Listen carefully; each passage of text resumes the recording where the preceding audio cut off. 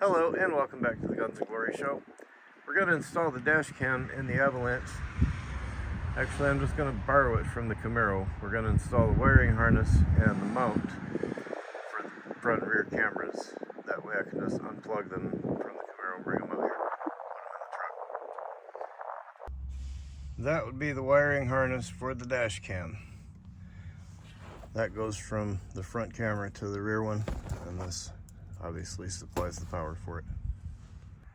This is the front mount for the dash cam. I'll go ahead and get that thing stuck in its place. There, I got that one mounted right on the edge of that blue line. This is the mount for the rear facing camera. That'll work nicely there, as long as I don't knock it off when I take the glass out. I do have a video about how to take the headliner out of this truck. If you want to go watch that, you can. Otherwise, you could just tuck these wires in the front of the headliner and behind the A-pillar on the driver's side. Alright, let's get this dash cam wire started. On the mount here, and that needs to come out on that side of things. Probably be able to stick this underneath of that piece of trim because nothing else is occupying that place. So pop that in there. Oh crap, I broke it. Not cool, man. Not cool at all. I'm gonna have to get another one of those.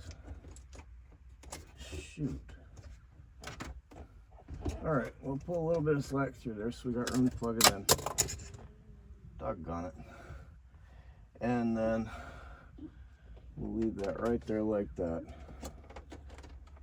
Take it across the top of the truck.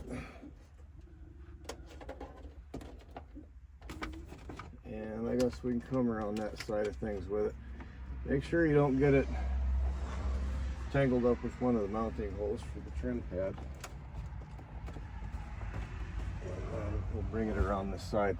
I'll go grab a couple of zip ties and stick that there. Doggone it. Well, there's a bend in the backyard. Maybe I've got one of them in there.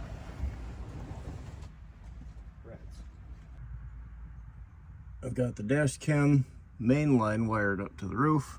A little bit of electrical tape to keep it out of the holes for the A-pillar and for the sun visor.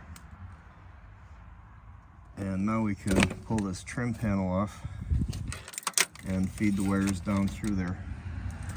You'll need, just like the radio, you've got one hot and a hot that goes on with the key and a ground.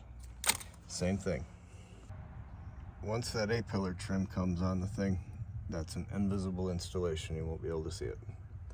I'll wire it up in a little bit. All right, let's get this cable run from point A to point B. There's a lot of extra material, but I should probably be able to tuck it into that thing. Seems to be some extra room back there. Okay, I started off by zip tying them both together on the mirror. Again, I'll get a black zip tie when I can. And then I brought it up here, start tying it off there. Just go one at a time until you get there. Got that rear camera wire located. I'll make sure I don't drill a hole in it because that would really kind of bother me right now. I've got a grommet. We can punch a hole right here and run that through nice and cleanly.